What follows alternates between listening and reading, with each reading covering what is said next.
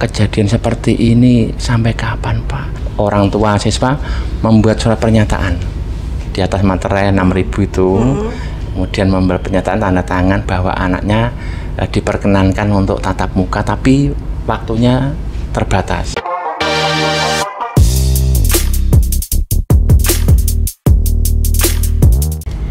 Hai, welcome back to our channel. Kembali lagi sama gue Mala Kamila di acara Ngopi Ngobrol Happy. Oke, kali ini kita akan membahas tentang sistem pembelajaran dan PTS atau penilaian tengah semester di SD selama pandemi. Sudah hadir bersama kita Bapak Darmo Winoto, Kepala Sekolah Dasar Berugenjang, Kecamatan Undaan, Kabupaten Kudus. Selamat siang, Pak. Selamat siang, Mbak.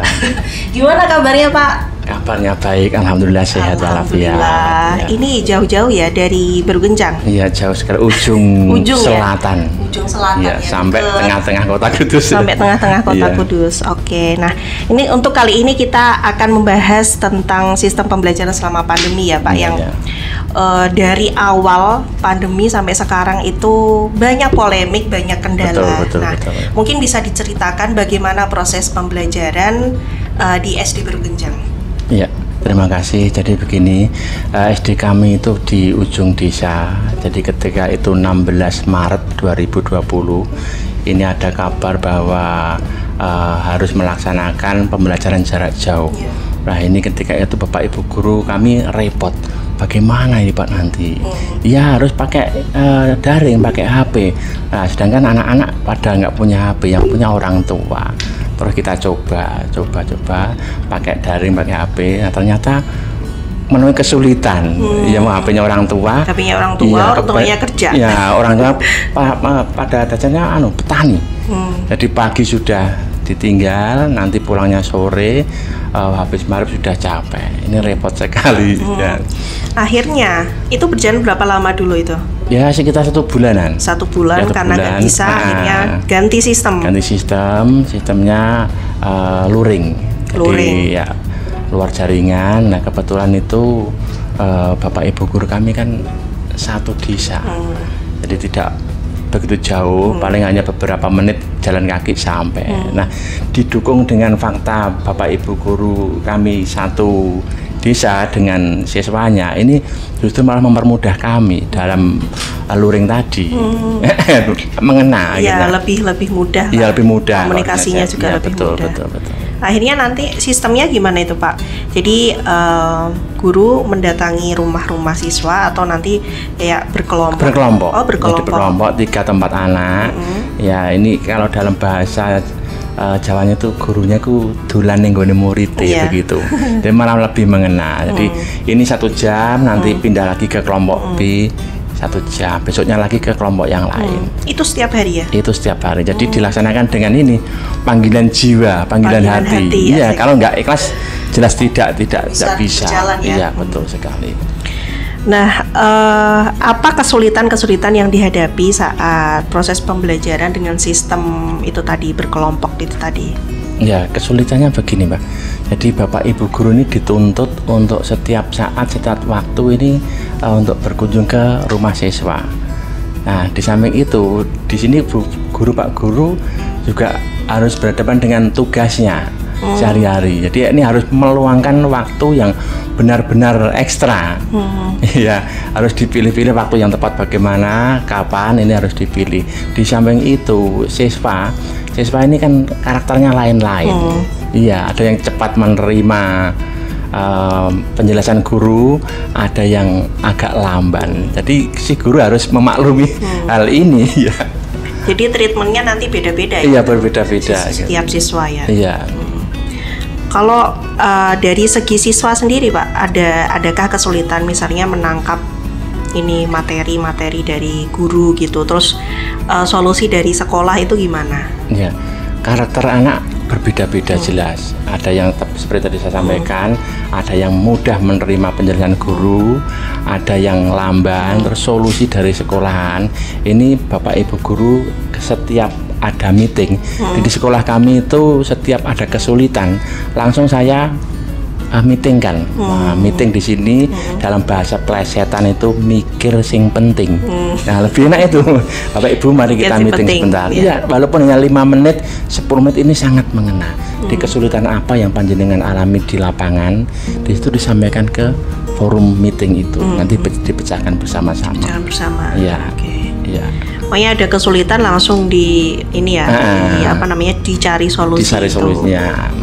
Nah, kalau sistem itu masih berjalan sampai sekarang ataukah ada sistem lain, misalnya anak-anak datang ke sekolah atau malah sama sekali nggak datang ke sekolah? Itu gini Mbak, jadi selama itu berlangsung sebulan 2 bulan ini orang tua mulai timbul rasa kejenuhan. Karena apa? Iya, karena merasakan anaknya itu setiap saat, setiap hari itu di rumah melulu. Dalam bahasa Jawanya ndelosor ning omahku. Waduh, karepe piye? Akhirnya terus cari solusi. Pak, ini kejadian seperti ini sampai kapan, Pak? Orang tua bertanya pada saya lah. Saya nggak bisa menjawab sampai kapan ya, Bu, belum bisa menjawab. Terus akhirnya pihak sekolah tadi melalui meeting tadi diambil kebijaksanaan. Sekolah membuat orang tua siswa membuat surat pernyataan di atas materai 6.000 itu, kemudian membuat pernyataan tanda tangan bahwa anaknya diperkenankan untuk tatap muka tapi waktunya terbatas dengan pedoman protokol kesehatan tentunya. Nggak usah lama-lama, kira-kira 1 jam udah cukup. 1 jam udah cukup. Itu pun tidak Mbak, tidak memakai seragam. Kalau pakai seragam nanti ya judulnya sekolah. Ini pakai baju biasa saja, nanti ke sekolah. Penjelasan dari Bapak Ibu guru tentang materinya atau dikasih tugas selesai. Iya, nanti 3 hari lagi baru kembali ke sekolah. 3 hari. Oh, 3 hari. Jadi selama 1 minggu 2 kali masuk sekolah ya. Itu pun 1 jam. 1 jam. Nah, dan awas ini harus mematuhi protokol kesehatan. Iya. Setiap satu kelas berapa anak Pak itu? Di sini saya tekankan 50%. Jadi kalau situ kelasnya 20 anak, nanti harus masuk 10 anak. Separuhnya. Berarti yang 10 nanti yang sisanya nanti jam kedua. Oh, jam kedua. Gitu. Session kedua. Ada session-sessionnya ya. Ini lebih enak gitu loh, Mbak. Iya. Jadi setelah anak udah selesai 10 selesai nanti istilah shift kedua. Iya, lebih enak, lebih mengena. Dan itu semuanya Pak, apa kelas kayak kelas 1 yang masih berbau-bau TK? Kelas 1 justru lebih lama durasinya. Oh gitu. Karena kelas 1 ditekankan pada membaca dan menulisnya. Ya, ini memegang pensil saja masih kerepotan. Iya, lain dengan di SD kota. Ya, SD kota ini tidak masalah karena orang tuanya mampu. Kalau di desa ini ada beberapa anak yang tidak dari lulusan TK. Ada. Jadi langsung sekolah SD. Jadi pegang ballpoint atau pegang pen ini merasa gimana, canggung. Jadi justru lebih kesulitan ya mengalami kelas 1 mungkin kelas 2 yang tapi kelas 2 sudah agak lumayan lancar ya. Kelas 1 yang mungkin agak repot ya. Berarti durasinya berapa lama Pak itu untuk durasinya kalau kelas 1 ditambah setengah jam, di 1,5 jam untuk kelas 1. Ya, ini ditekankan khusus untuk ini. Iya, membaca iya. Ini dibutuhkan Mbak, dibutuhkan tenaga khusus. Jadi guru kelas 1 ini tidak sembarang orang. Kesabaran. Iya, itu paling utama itu guru kelas 1-nya. Iya. Itu masih ditunggui orang tua ya itu? Tidak. Jadi sudah ada kemajuan. Kalau dulu sering ditunggui orang tua, terus beberapa hari setelah tahun pelajaran baru paling hanya 2 hari ditunggui. Setelah itu sudah karena biarkan diberi pengarahan dari guru kelasnya. Kalau dari guru itu ini digugu Pak. Iya, akhirnya mengikuti arahan dari gurunya. Kalau sistem pembelajaran setiap hari sudah, nah gimana tentang PTS? Jadi ini kan juga lagi dibahas juga, ini nanti PTS-nya gimana gitu kalau setiap harinya seperti itu. Nah ini kalau untuk SD berjenjang sendiri itu sistemnya seperti apa? Ini untuk PTS kemarin kan menimbulkan polemik Mbak ya. Ya, karena di sisi lain ada anjuran atau SE untuk melaksanakan tatap muka. Iya. Nah, 1 hari sebelumnya atau H-1 tiba-tiba ada perubahan Iya, lagi. betul. Ya, SE muncul lagi malah marip-marip. Nah, itu kerepotan juga. Akhirnya saya WA, ya WhatsApp Bapak Ibu guru untuk dapat mengerti situasi seperti ini. Akhirnya menerima. Nah, dengan demikian terus bagaimana Pak ini? Ya, kita ikuti aturan saja. Terus mengambil kebijaksanaan, sekolah kami ambil kebijaksanaan sendiri, sistemnya luring. Jadi anak datang ke sekolah terus dikasih lembar soal ya, diberi pengarahan dari Bapak Ibu gurunya atau dibawa pulang, dikerjakan di rumah ya. Esoknya baru dikembalikan terus mengambil lagi. Ya. Jadi ini ya untuk besoknya apa? Betul. Tapi di sini ada beberapa yang menurut Bapak Ibu guru ya masih ganjel di pikiran ya. Karena ini validasi hasil karya anak itu ada istilah dalam petik tidak murni ya, dalam petik tidak murni deh. Karena orang tua mesti bantu. Iya, selalu logikanya. Kalau anak saya begitu, saya harus membantu agar anak saya lebih baik kan begitu. Nilainya kalau bisa 100 ini kelemahannya begitu, Mbak ya. Jadi ya kurang begitu valid ya. Mohon maaf karena situasi seperti ini. Tapi kalau UTS penilaiannya gimana? Ada kayak rata-rata gitu nggak, Pak? Saya kalau SMP itu kan ada kayak nilai minimal gitu. Nah, kalau SD itu gimana? Ya ada. Ada juga. Nah, khusus PTS ini juga ada, tapi ya dikecualikan karena situasi seperti ini. Bapak Ibu guru setelah saya meeting kan ya harap maklum karena situasi tidak memungkinkan. Ya, mudah-mudahan nanti cepat selesai. Siapa yang menginginkan seperti ini? Iya, betul. Ya, kita tidak menginginkan, wali siswa tidak menginginkan, bahkan pemerintah pun tidak menginginkan akan kejadian seperti ini. Iya. Nah, kalau ada siswa-siswa yang kesulitan misalnya, itu nanti gimana Pak? Langsung ke rumah gurunya karena berdekatan itu, atau ada istilahnya ya ke sekolah ini tanya-tanya gitu terkait PTS itu? Ya, jadi gini, tadi saya sampaikan bahwa mayoritas di sekolah kami itu Bapak Ibu gurunya adalah satu desa. Ya, ketika ada kesulitan itu yang pertama kali dikirim ke WhatsApp guru wali kelasnya. Nah, guru wali kelasnya di sini, terus dikirim lagi ke WhatsApp sesama guru. Ya, ada kelompok gurunya. Nah, atau dibacakan dengan Bapak Ibu gurunya. Di samping itu ada yang langsung ke rumah Bapak Ibu gurunya. Kan tetangga sendiri. Jadi bisa jalan kaki saja. Pokoknya kalau ada permasalahan terkait entah itu pembelajaran atau PTS itu nanti juga langsung ke rumah ininya ya. Tapi kan nggak melulu wali kelas ya Pak itu? Tidak harus. Tidak harus wali kelas ya? Ya. Karena kan mungkin wali kelasnya di daerah sana gitu. Betul. Berarti semua guru membantu ya? Iya, semua guru selalu membantu dan alhamdulillah ini kekompakan di SD kami itu sangat kondusif sekali. Jadi saling pengertian lah gitu ya. Oke. Nah, kalau Pak, kendala selain tadi nilainya yang nggak nggak murni lah istilahnya begitu. Nah, itu ada kendala lain nggak? Entah itu gurunya atau entah itu siswanya sendiri gitu. Kendala ini untuk siswa ya. Jadi siswanya ini dituntut untuk ini harus proaktif ya, proaktif dan selalu ini mendengarkan atau selalu dari Bapak Ibu gurunya, perintah-perintahan, arah-arahnya bagaimana dari Pak gurunya atau dari pihak guru sendiri ya. Kadang itu Mbak merasa gimana ya, ada semacam merasa jenuh gitu loh. Pak ini juga ya. Kejadian jadi kapan sih Papa? Iya. Pada geresah istilahnya. Kapan berakhirnya? Ya kita nggak tahu ya kapan berakhirnya. Mudah-mudahan cepat sudah selesai karena memang situasi seperti ini. Ya.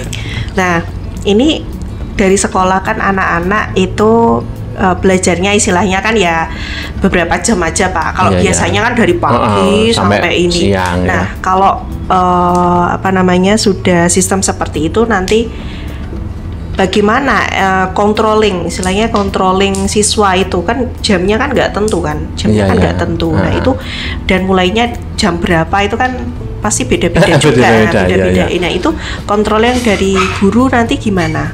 Iya. Jadi ini sangat dilematis Pak ya. Kalau Bapak Ibu gurunya saya tanyaan, Pak ini kontrolnya bagaimana Bapak Ibu? Ya macam-macam jawabnya dari guru wali kelasnya tersendiri. Ya ada yang kalau yang rumahnya dekat, ya tidak masalah, setiap saat bisa mengontrol anak. Iya. Tapi yang agak jauh kesulitan. Padahal gurunya ada berapa itu di SD? Guru kami lengkap. Ya, lengkap ada 6 guru kelas. Terus agama ada, olahraga ada. Tidak masalah. Sudah bagus sekali ya. Oke. Terus guru olahraga, guru agama itu nanti gimana proses pembelajarannya? Apakah sama seperti itu? Ya nanti ada 1 jam belajar di sekolah atau gimana? Atau kalau guru olahraga itu juga ya misalnya ke RTA yang di rumahnya ini terus nanti ada olahraga bareng bertiga atau gimana? Ini juga kalau dirasakan di hati yang paling dalam ini juga Mbak ya gimana? Agak lucu gitu ya. Di guru olahraganya ini memerintahkan anaknya untuk ya kalau berdua bisa lempar bola, lempar tangga bola dengan tetangganya bisa, kan bisa. Nah, guru agama lebih mudah lagi, alhamdulillah. Guru agamanya kan menghafal surat Al-Fatihah. Bisa. Nanti di video. Bisa sih, iya Pak ya. Kan lebih mudah ya. Kalau yang olahraga tadi agak begitu. Susah juga ya. Iya, paling ya olahraga pribadi itu mungkin senam atau menggerakkan alat anggota tubuh bisa. Ya, jadi pokoknya inilah ya fleksibel aja lah nanti ininya gimana. Iya, tadi itu muncul penilaiannya. Ya, penilaiannya kan kalau anak yang itu wah kelihatannya lincah, aktif. Di sini tidak ada bantuan orang tua memang menggerakkan badannya sendiri. Ya, di sini murninya tidak ada bantuan dari orang tuanya. Orangnya lempar bola mesti bisa. Iya, justru murni ini di olahraganya gitu. Nah, kalau pelajaran matematika Pak, pelajaran matematika itu kan yang katanya paling sulit ya. Nah, hitung-hitungan dan lain sebagainya. Nah, itu ada kendala nggak di SD? Kendalanya gini, jadi bagi anak yang rendah, ya rendah ini tadi saya sampaikan, Bapak Ibu gurunya kan visit ke rumah. Nah, ini agak mengena kalau visitnya. Mungkin satu kelompoknya 3 anak atau 4 anak diberi pengarahan penjelasan guru bisa. Tapi kadang anak yang kemampuannya kurang Mbak ini nyun sewu nggih. Anak kan berbeda-beda. Lu ajari 1, 2, 3 bisa. Tapi setelah beberapa saat itu besok paginya juga lupa lagi. Iya, repotnya begitu. Jadi kembali ke daya tanggap anak. Jadi tapi tetap ada solusi ya Pak. Ada solusinya. Jadi guru visit ke rumah yang nggak bisa, atau khususnya yang pelajaran-pelajaran yang mungkin ekstra kayak matematika bisa ke rumah untuk belajar langsung gitu. Nah ini pertanyaan terakhir Pak, ini adakah keinginan mungkin ada sistem pembelajaran yang menurut guru-guru di SD berjenjang yang cocok untuk siswa-siswa yang ada di mungkin pelosok gitu ya Pak, yang mungkin jauh dari kota gitu Pak. Karena kan sempat ada kabar katanya di Kudus mau ada sistem pembelajaran pakai radio. Nah, itu menurut Bapak gimana? Kalau menurut saya pribadi untuk pembelajaran di radio itu malah teringat tahun 80, tahun 90 ketika itu ada siaran radio pendidikan kan ada dulu ya Pak ya. Iya, tapi kan ketika itu belum ada HP. Jadi radio tiap rumah ada. Kalau sekarang radio tiap rumah nggak ada. Jadi malah kesulitan ya. Kesulitan. Apakah harus membeli radio lagi? Iya, ini namanya kembali ada kemunduran gitu. Kalau sudah ada HP kan lebih canggih. Kalau mendadak ke radio, repotnya ini yang siswa ini harus ada pengadaan pesawat radionya. Iya kan? Iya. Sedangkan karena gini kita dituntut zaman modern, sudah banyak Android HP, masa nanti harus membeli radio lagi? Ya kurang tepat Pak. Kurang tepat ya. Iya. Nah, yang cocok apa Pak kira-kira? Yang cocok seperti ya kita doakan saja COVID-19 selesai. Terus kita kembali lagi pembelajaran tatap muka seperti sebelum Maret ya. Januari Februari itu lebih enjoy, lebih enak. Anak-anak pun setelah saya tanya itu lebih seneng kalau ke sekolah. Bisa bersendah guru dengan temannya, bercanda. Kangen inilah ya, kangen belajar bersama. Harapannya gitu. Ini cepat selesai. Zona merah sudah tidak ada, COVID-19 sudah lenyap, terus kita kembali lagi, ekonomi kembali normal. Itu memang harapan kita bersama, Pak. Betul. Tapi kalau harapan itu nggak terlaksana dalam waktu dekat, Pak, ada mungkin apa ya, solusi yang paling memungkinkan untuk melakukan sistem pembelajaran di era pandemi ini? Ya, solusinya yang visit tadi. Kita pertahankan itu ya. Yang paling solutif lah.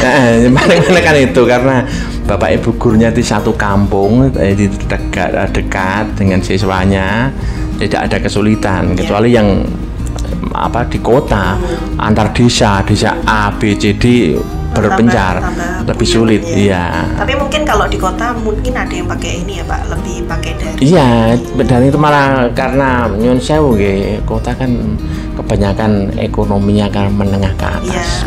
Gitu. Di desa dari menengah ke bawah ekonominya sangat Jadi lebih cocok pakai sistem visit gitu. Iya, visit. Tapi ya tadi Mbak ya, itu dikembalikan ke hati nurani kita karena kita punya pedoman ingin mencerdaskan anak-anak bangsa. Tujuannya itu. Kalau ini nggak ditutup dengan keikhlasan hati, saya yakin tidak mau jalan. Kuat hari ini. Iya, betul. Ya jauh-jauh dari Berujang dari ujung kulon ke ujung wetan. Oke, mungkin terima kasih Pak Darmo. Ini Pak Dewi ya. Dewi. Singkatannya Pak Dewi. Terima kasih sudah mampir ke studio kami. Ini studio baru, Pak. Oke, terima kasih. Mudah-mudahan nanti kita ketemu lagi dengan episode yang berbeda lagi. Yang temanya juga lebih menarik lagi. Mungkin sekian dari kami, nantikan ngopi-ngopi berikutnya. Assalamualaikum warahmatullahi wabarakatuh. Bye-bye.